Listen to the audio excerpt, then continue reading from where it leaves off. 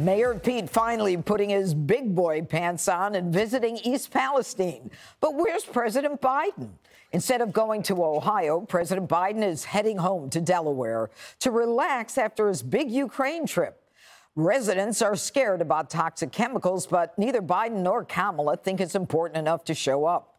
The White House grilled on Joe's snub, but it was all excuses. He's the president for red and blue states. He, of course, wants to provide that support. Does he not want to do it directly in person? But I think offering the assistance, offering the help, is doing it directly. When you're seeing the federal government on the ground providing the assistance that is needed, that is doing it directly. And if that isn't bad enough, Pete's people are somehow making him the victim. Politico reports Buttigieg world frustrated at GOP attacks over the train wreck, with one senior Democrat saying, quote, Pete Buttigieg has taken a lot of bullets for the president on this. Well, Pete's a big guy, isn't he, Jesse? He'll really, really take it on. Well, this whole transportation gig was supposed to be his on-ramp to the presidency, and the on-ramp has derailed, and now he's whining about it and doesn't look good. Doesn't look good in the costume he put on last night. Biden's not going to go, Judge. It's too late at this point for Joe to go.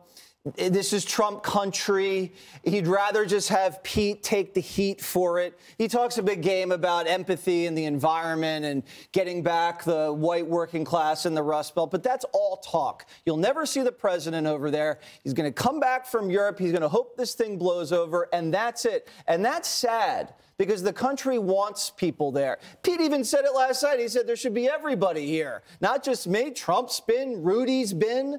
Everybody that cares about the environment of the country should be there right now. This has kind of captured the country's soul, our attention, and the people that matter are ignoring it. No, Jesse, that's a great point. Like, also, where's Al Gore?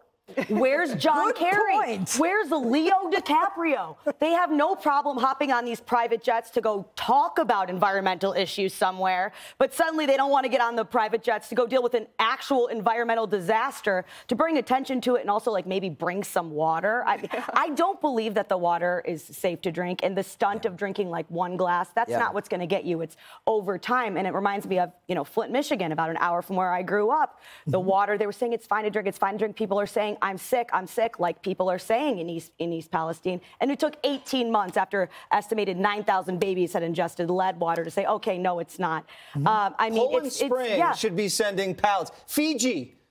Leo, water. Go bring them water. Bring them some water. Okay, Harold, your turn. I want you to take a listen to Democrat Congressman John Garamendi and his take on all of this.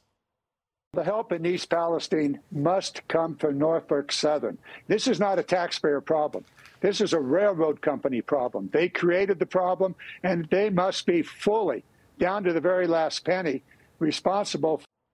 Okay, so this isn't our problem, but Ukraine is. Explain this for me.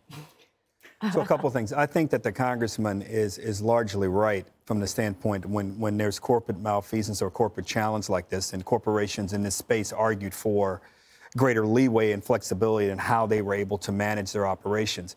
But the finger pointing has never really been my strength. I think we think right now, if I were anywhere else in the country where you have these chemicals being transported by rail, I would want to know, because you can look out your window, you can look at your church window, your work window, your home window, or how you travel to those places. Could we have a problem here? If I were Congress, I think I give Jim Jordan a lot of credit for going down to the border with the Judiciary Committee. I think it's important. Those are the kind of hearings I want to see Congress holding. I'd hold a hearing in East Palestine. Drink the water. Hopefully you don't get sick. They all say it's safe. And I would call the railway operators from all of the other companies and say, look, they're going to the NTSB is going to investigate this, and I don't want to get in the way of that. But where do you guys transport chemicals across the country that you have these kinds of challenges or potential challenges you could have, and where do you give subjectivity in terms of control over when you will stop those trains to conductors? We should change those rules. If I'm the president, I hope he goes, I hope you're wrong, I hope he goes, I would issue an executive order saying anytime you have these kind of temperature increases, and I'm not an expert, but I think from 75 degrees to 236 degrees and 40 miles, That's a lot.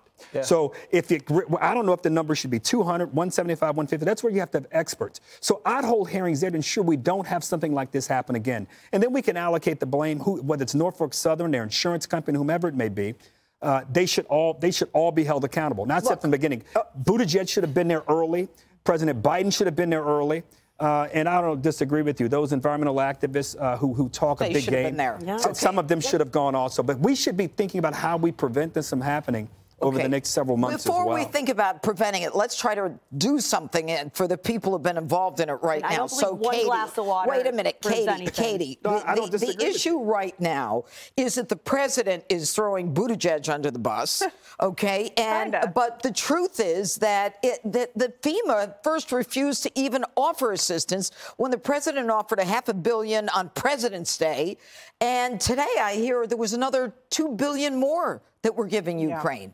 Well, look, this story in East Palestine, the situation, has everything that Joe Biden claims he cares about. The environment, trains, empathy, regulation, and yet he didn't show up. And now, to Jesse's point, it's way too late for him to go, and it would highlight his lead from behind strategy when it comes to this crisis domestically at home in a place that he claims to care about. And it totally blows away his brand of being a hard-charging, blue-collar, stand-with-the-worker kind of guy when he refuses to show up there, but he'll go show up in Europe or other places where it's more convenient for him and his narrative and political prospects, and where he's polling better. And on Ukraine, that is one of them. When it comes to Pete Buttigieg, the White House is throwing him under the bus, kind of, just by default because Joe Biden has handled this poorly. But yesterday, the White House press secretary was defending him from the lectern in the briefing room.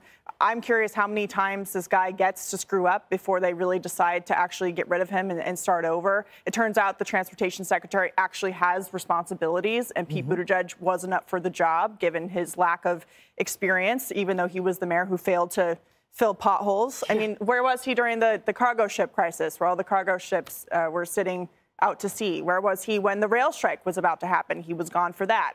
There's a number of things he's been MIA for. This is another one. And the rule is when you start making the president look bad, that's when it's time to go. Yeah. And he's done that a lot of different times. So, you know, they say that they have confidence in him, but we'll see how long that lasts. Hey, Sean Hannity here. Hey, click here to subscribe to Fox News YouTube page and catch our hottest interviews and most compelling analysis. You will not get it anywhere else.